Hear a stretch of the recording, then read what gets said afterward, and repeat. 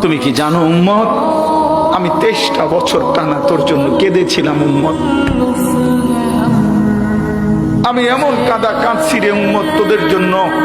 এশার নামাজের পরে দাঁড়াইছি, ফজরের আজান পর্যন্ত আমি আমার মালিকের কাছে তোদের জন্য, উম্মতের জন্য চোখের পানি ফেলে কাঁদছিলাম। আমার এত চোখের পানি তোর দিল গলাইতে পারলো না। আমি তায়েফের পাথরের আঘাতে আমার পিঠটা চালনির মতো ছিদ্র ছিদ্র হয়ে গেছে রক্তে। আমি বুকে পেটে 2টা পাথর বাঁধছি ক্ষুধার কষ্টে।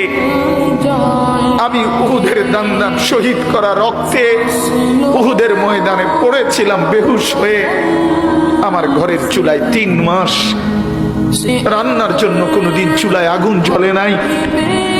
আমার এত চোখের পানি, এত রক্ত, এত ক্ষুধার কষ্ট, কিছুই তোর মন গলাইতে পারলো না।